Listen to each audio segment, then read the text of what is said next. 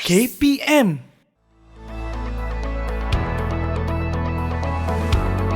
Assalamualaikum dan salam sejahtera murid-murid.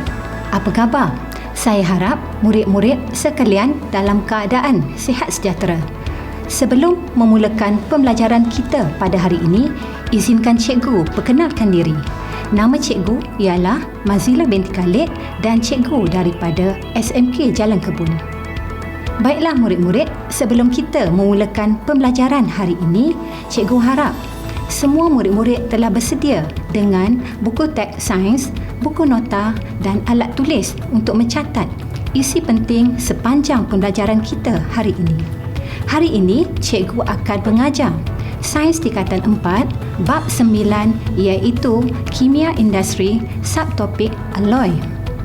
Pada akhir pembelajaran ini, cikgu harap semua murid-murid dapat mentakrif alloy, menyatakan 3 tujuan pengaloyan, menyenaraikan sekurang-kurangnya 3 contoh alloy berdasarkan komposisi unsur dalam alloy, menjalankan eksperimen untuk membanding ciri alloy dengan logam tulennya, menghubungkait ciri alloy dengan kegunaan alloy dalam kehidupan harian dan yang terakhir menjustifikasi kepentingan alloy superkonduktor.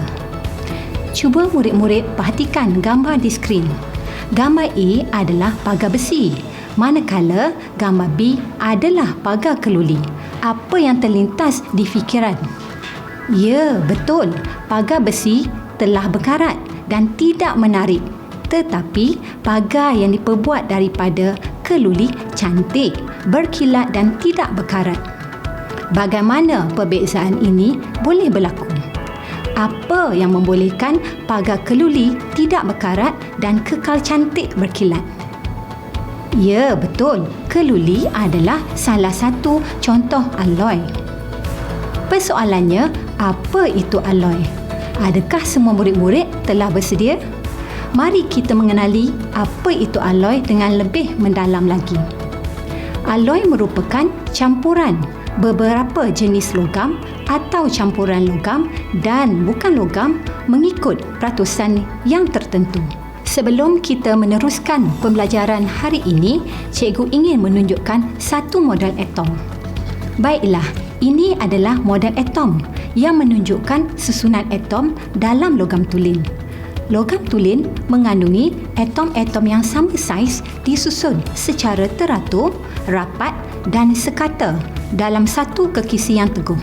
Apabila dikenakan daya, lapisan atom mudah menggelongsor antara satu sama lain menjadikan logam tulen lembut, mulur dan mudah ditempa. Sifat mulur dan lembut ini menyebabkan logam tulen tidak sesuai digunakan untuk banyak kegunaan. Terdapat satu kaedah untuk menambahkan kekuatan dan kekerasan logam tulen ialah melalui proses pengaloyan. Dalam proses pengaloyan, unsur-unsur asing dicampurkan kepada leburan logam. Apabila alloy membeku, kedudukan beberapa atom logam akan digantikan dengan atom unsur asing yang lebih besar atau lebih kecil daripadanya. Setelah proses pengaloyan, maka beginilah susunan dalam alloy.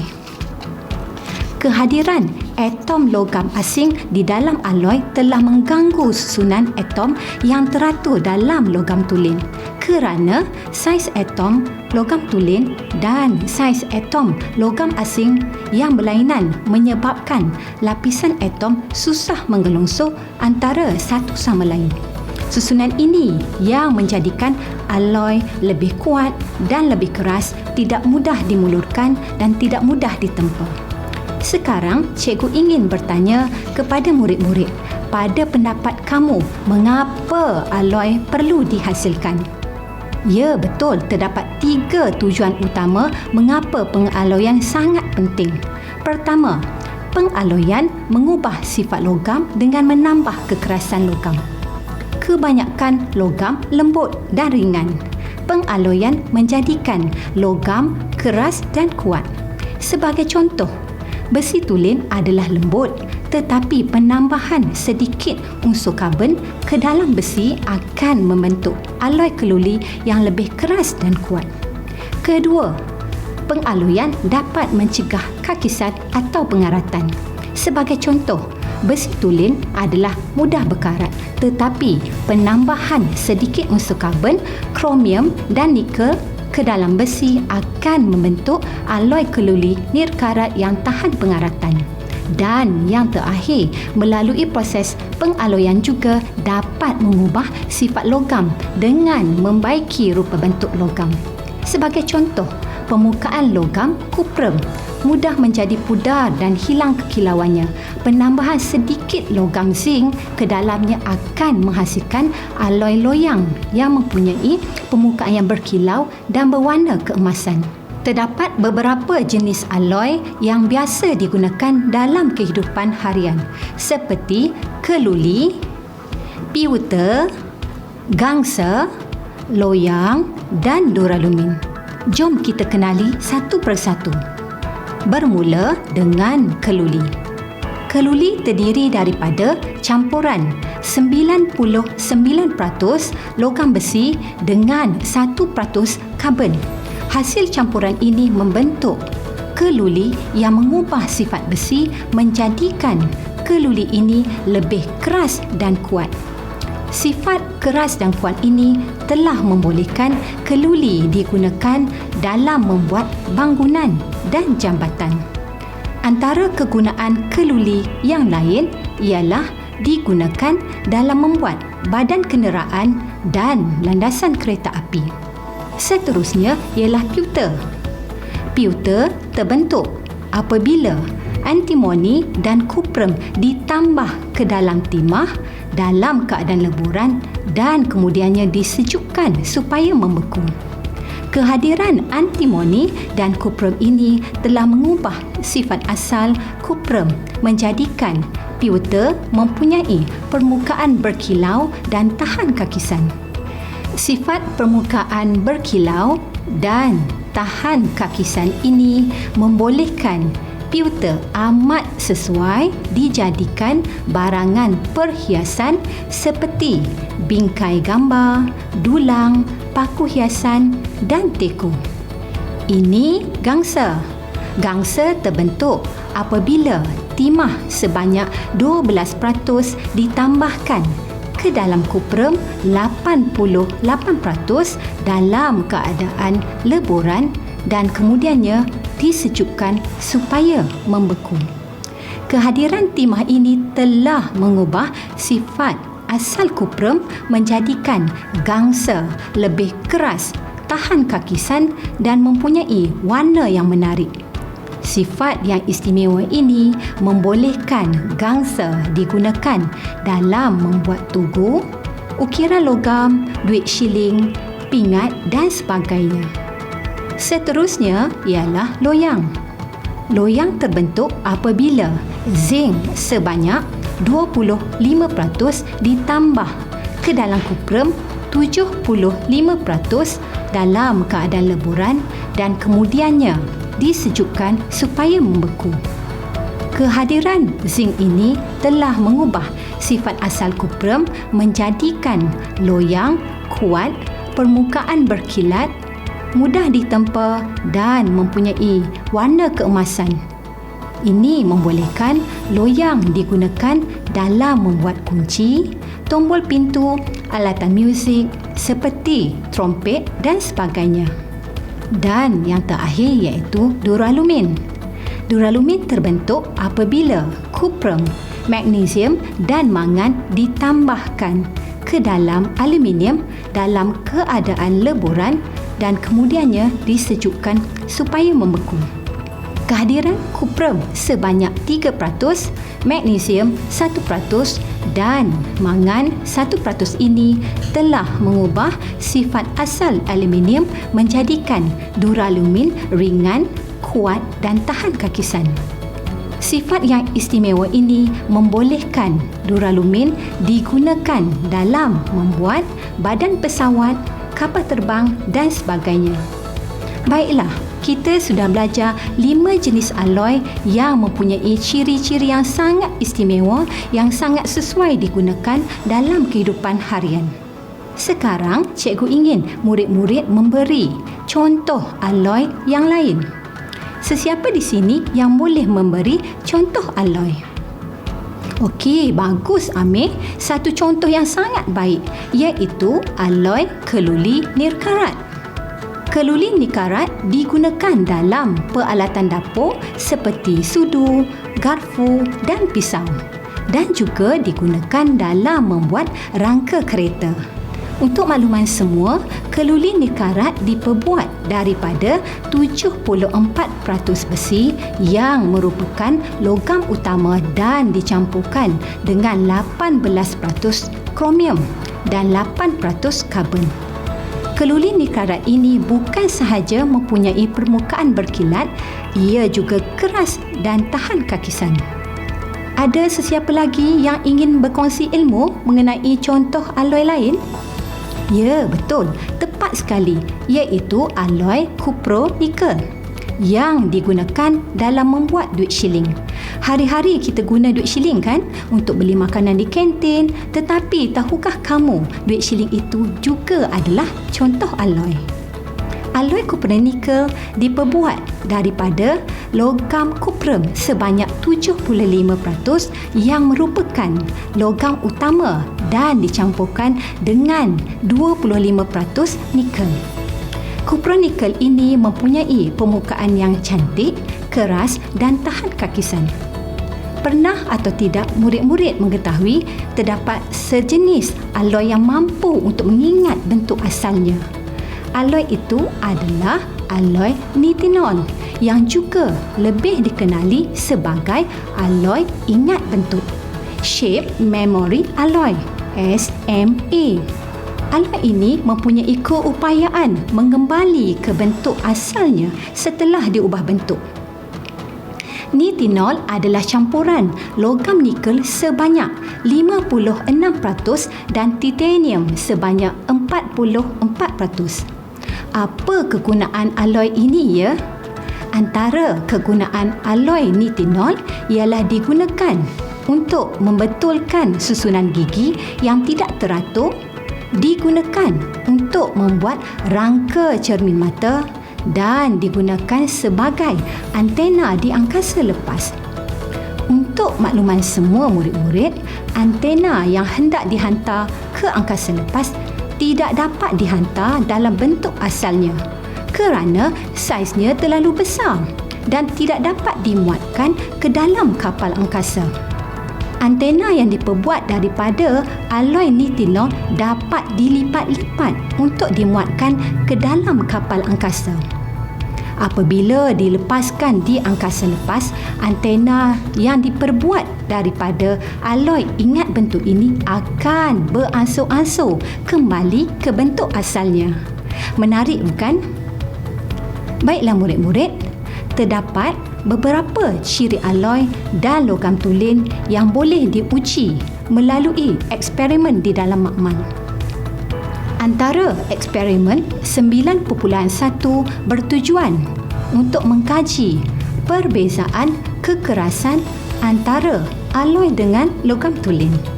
Adakah alloy lebih keras berbanding dengan logam tulen? Berikut adalah prosedur eksperimen.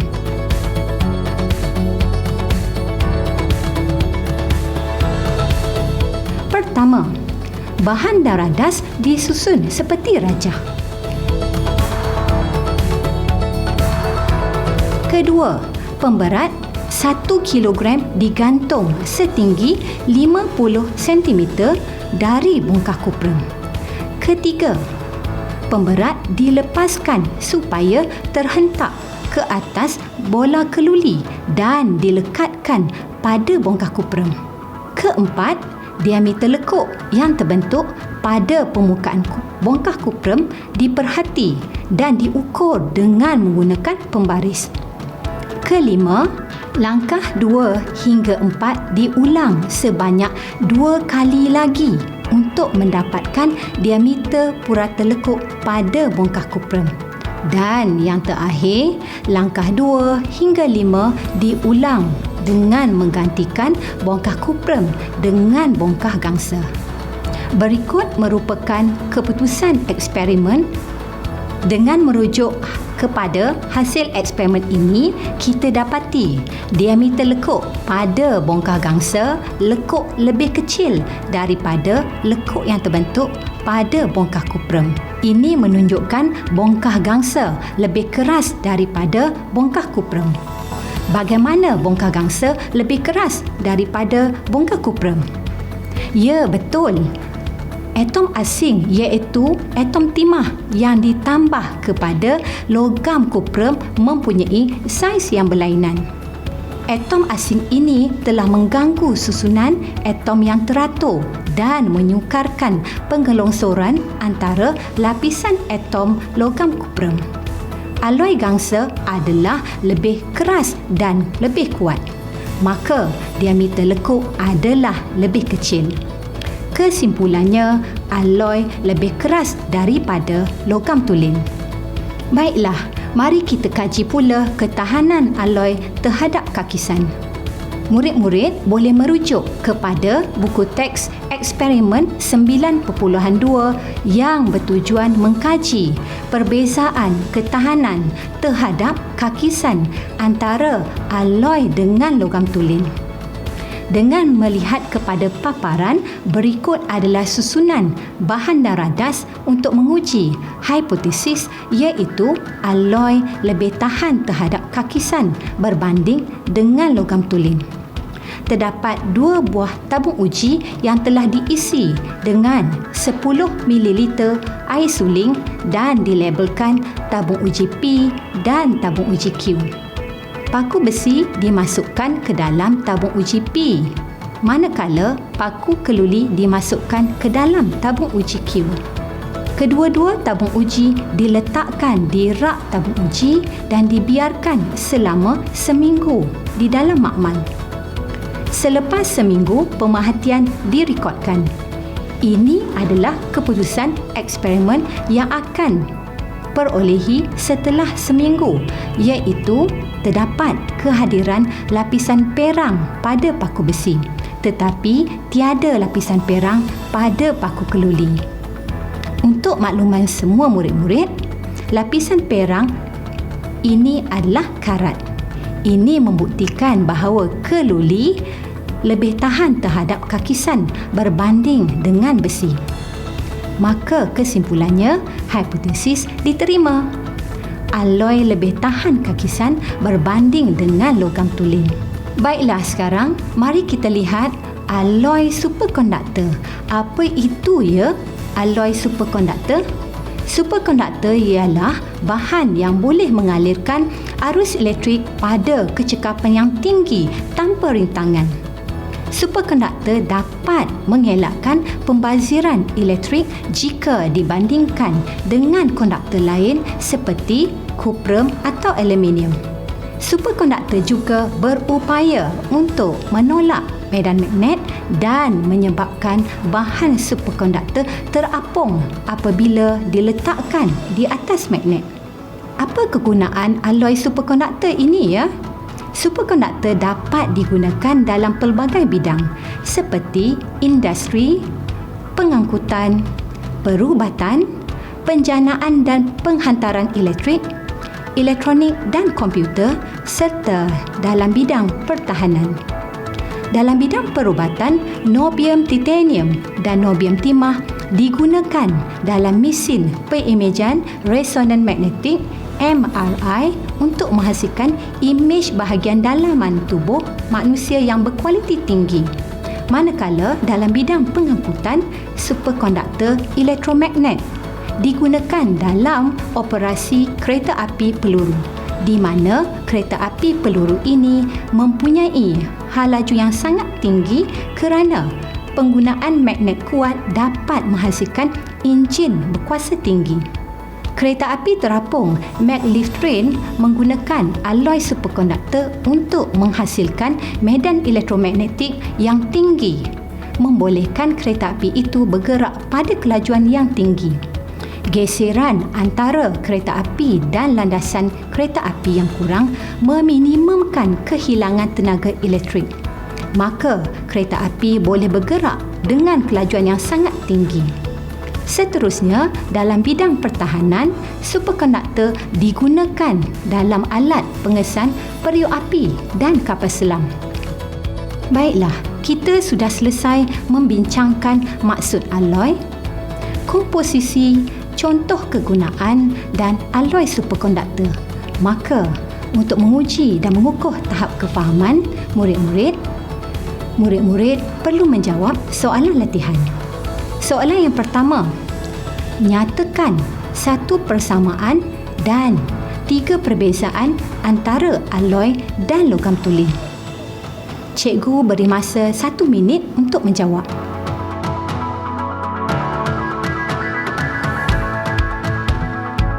Okey, masa menjawab telah pun tamat. Mari kita semak jawapan bersama-sama.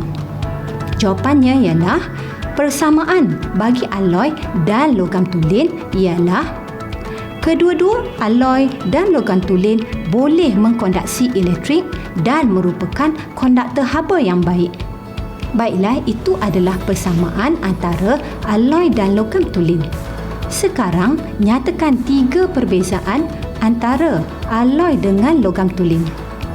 Perbezaan antara alloy dengan logam tulen ialah pertama, logam tulen mudah ditempa, tetapi alloy adalah keras, maka ia sukar ditempa. Perbezaan yang kedua, logam tulen adalah mulur, tetapi alloy kurang mulur. Dan perbezaan yang ketiga, logam tulen mudah terkakis dan berkarat apabila terdedah kepada oksigen dan air, manakala alloy adalah tahan kakisan dan tidak berkarat. Baiklah, kita telah berjaya menjawab soalan yang pertama. Sekarang, cuba pula soalan yang seterusnya. Namakan jenis alloy dan sebab mengapa alloy yang dicadangkan itu sesuai digunakan membuat barangan berikut. A. Badan kapal terbang. B. Bahan binaan bangunan. C. Barangan perhiasan. Dalam kiraan 30 saat, murid-murid boleh mula menjawab. Cikgu harap semua murid-murid telah bersedia dengan jawapan masing-masing. Sila semak jawapan. A. Alloy yang sesuai dijadikan badan kapal terbang adalah alloy duralumin, kerana duralumin merupakan alloy yang ringan, keras dan tahan kakisan. B. Alloy keluli akan digunakan dalam membuat bahan binaan bangunan, kerana keluli adalah antara alloy yang sangat kuat, keras dan tahan kakisan. Faktor kuat ini sangat penting dalam pembinaan bangunan. C. Pewter adalah alloy yang sangat sesuai dijadikan barangan perhiasan, kerana pewter mempunyai permukaan yang berkilat dan tidak mudah dioksidakan, membolehkan pewter sentiasa berkilat dan cantik. Dan soalan yang terakhir adalah seperti berikut. Rajah menunjukkan susunan atom-atom dalam keluli. Namakan atom P dan atom Q. Apakah peranan atom P dalam keluli? Nyatakan 2 ciri-ciri baru keluli berbanding dengan besi. Namakan satu contoh alloy selain daripada keluli. Cikgu beri masa 1 minit untuk menjawab. Adakah semua murid-murid sudah bersedia dengan jawapan masing-masing? Mari kita semak. Rajah menunjukkan susunan atom-atom dalam keluli. A. Namakan atom P dan atom Q. Jawapannya ialah atom P ialah karbon, manakala atom Q ialah besi. Soalan B. Apakah peranan atom P dalam keluli? Jawapannya, atom P adalah atom asing. Atom P ini mengelakkan atom-atom Q menggelongso antara satu sama lain, menyebabkan keluli lebih keras dan kuat. Soalan seterusnya iaitu C. Nyatakan dua ciri-ciri baru keluli berbanding dengan besi. Jawapannya yang pertama, keluli lebih keras dan kuat. Dan yang kedua, keluli tahan kakisan. Dan soalan yang terakhir iaitu D. Namakan satu contoh alloy selain daripada keluli. Jawapannya gangsa. Untuk soalan ini, murid-murid boleh juga memberi jawapan seperti duralumin, loyang ataupun pewter. Tahniah, murid-murid berjaya menjawab soalan dengan tepat. Sampai di sini sahaja pembelajaran kita pada hari ini. Cikgu berharap agar murid-murid dapat memahami dengan jelas mengenai alloy. Selamat belajar murid-murid. Semoga kita berjumpa lagi di lain hari. Sekian, terima kasih.